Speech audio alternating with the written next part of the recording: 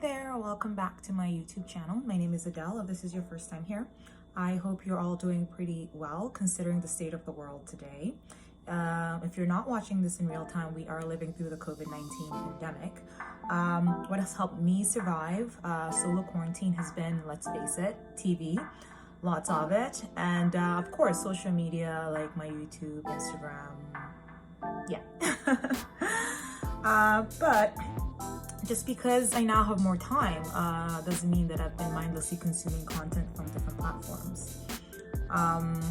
In fact, I think I've become even more sort of picky about what I watch just because I recognize the grab for my attention, which has definitely intensified since we've all had to sort of stay indoors. I'm just going to apply my foundation. I am using Estee Lauder Double Wear Same Place Makeup. I am 6W2. Usually I need about 4 pumps, let's say, of this. 4? Yeah, for full coverage. Anyways, needless to say, what I choose to watch either has to feed my soul or expand my mind.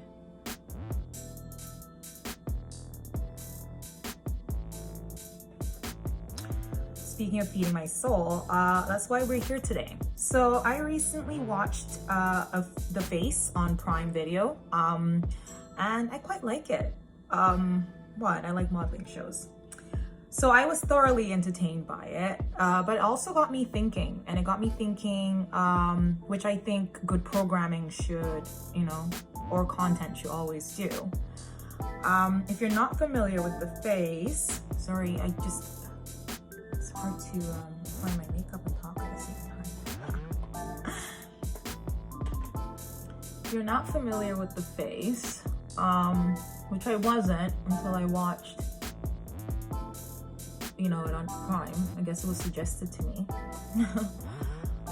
But if you're not familiar with it, it pits 3 supermodels. I think in this instance it was Naomi Campbell, Erin O'Toole, and I believe Caroline Winsberg, I think it is, a Victoria's Secret model. So they were competing against each other to find the newest face for Max Factor, a popular beauty retailer in the UK. So basically in every episode, the supermodels mentor their group of models through various challenges, obviously hoping that in the end that their sort of model emerges victorious at the end of the season. So really it's, competition for the title. But, aside from the usual glamour and drama between the models, 2 things also struck out to me. I love this foundation so much. 2 things also struck me, as I was watching. I think it had 8 or 9 episodes in general. I'm adding just a little bit more to cover my under eyes. By the way, this is just a clean, just basic makeup, no makeup look for every day. This is kind of how I would do it. Yeah. But yes, back to the 2 things that struck me. 1, I started to think about what mentorship really is and what it means to be a good mentor, and can anyone be a mentor? I mean, we all know something that another person doesn't, right? I also thought a little bit, or started to think about the changing face of mentorship, especially in an increasingly digital society like we live in now. We all sort of know mentorship as one thing, but is that starting to change as the world sort of evolves and goes online? So, I guess we can start by saying, what is a mentor anyways? Well, by dictionary definition, a mentor is someone who gives help and guidance to someone over a period of time, especially related to their work. Now, since our jobs are such an integral part of our identities in society and can have such an impact on the quality of our lives, I'd like to expand this definition a little bit to say this. To say a mentor is someone who gives help and guidance to someone over a period of time related to any aspect of their lives.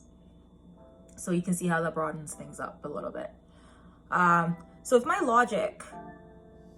my logic we are able to expand the definition of mentorship, I think we can reasonably argue that, you know, some social media influencers are by default mentors, whether willingly or unwillingly, especially those who want to, you know, help you become more of your authentic self, live your best life, start your own business, gain more self-confidence. There's so much out there now, right? Okay, let me know if this logic is sound, because if it's not, then the whole argument falls apart. Of course, traditional forms of mentorship still sort of exist. Oh my gosh. Okay, I'll be back. I forgot my contour.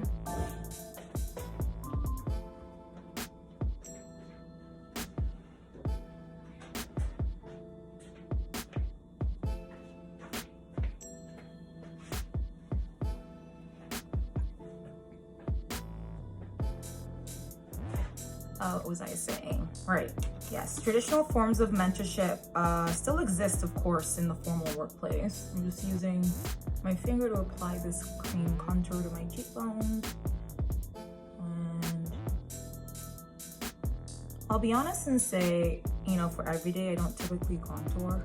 For everyday, I actually don't even use a liquid foundation. I just kind of just use spot concealing, or just a powder all over the face. But you know, if I wanted to, I think that's good. Oh my god, I'm doing my makeup not in a real mirror but on the monitor, so yeah, if it turns out a little janky, it is it is what it is. But yes, where was I? Yes, so back to traditional forms of mentorship, which very clearly still exist in like the formal workplace, where, for example, a senior executive will be, you know, paired up with a promising new hire or a junior executive to essentially show them how to climb the corporate ladder. But I personally think that there's a growing sort of group of unofficial mentors that we're currently, I guess, not calling by name. And so therefore we're not evaluating them in the same way we would traditional mentors. And I'm kind of here to talk about that a little bit. So take a minute to think. If you were at this very moment to choose a mentor in your workplace, what criteria would you use to select the appropriate person? I assume that probably you'd want to know some of the following.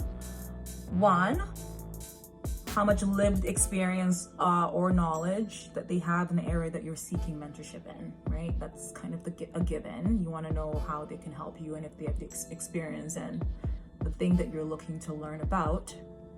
I guess you'll also want to know what they're like as a person. So for example, you know, do you or could you respect this person enough to accept and internalize their help or guidance?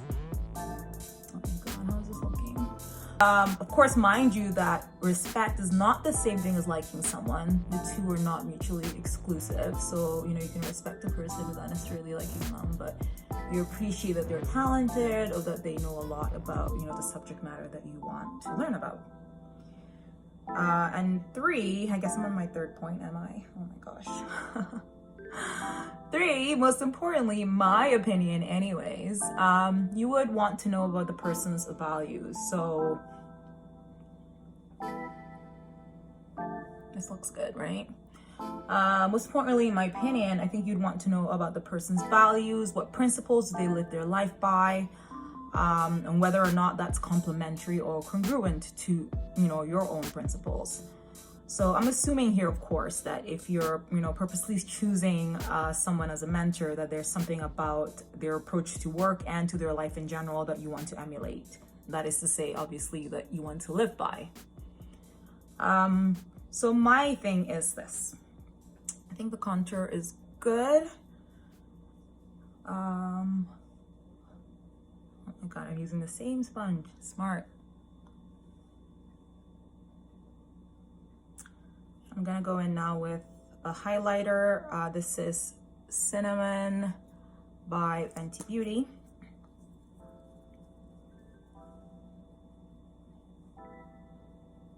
I think they say to, oh my God, look at where that went.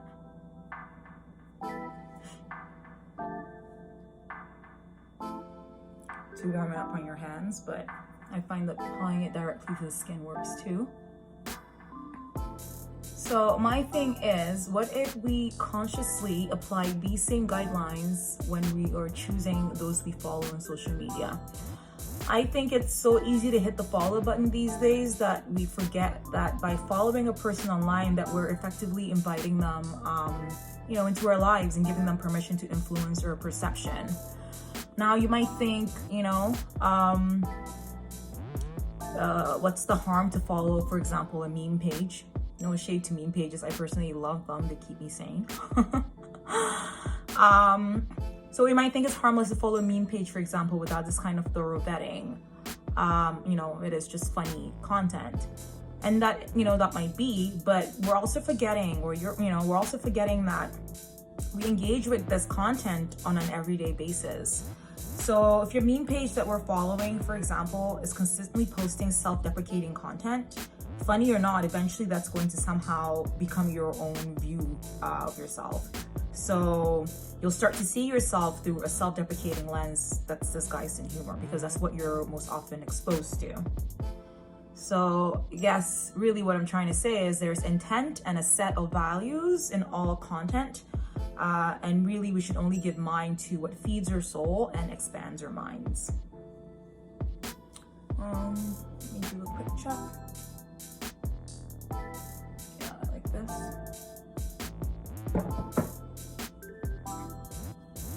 Now I know there's some people who are, some people out there who are going to want to make a strong distinction between influencing and mentoring, but to me, it's just semantics.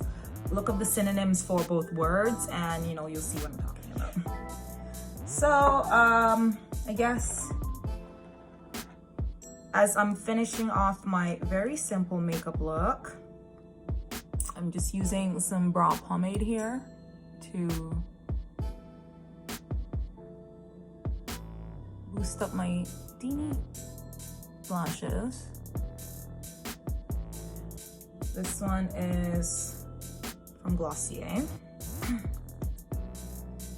I guess I'll conclude by saying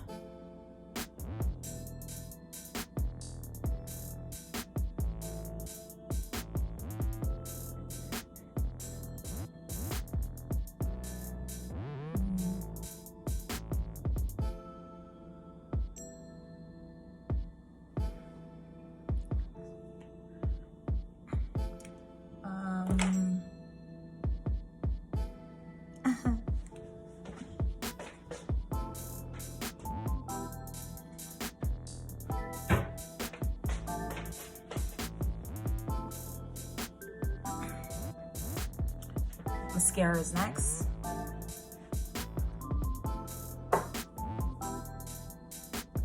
Which I'll just bring in my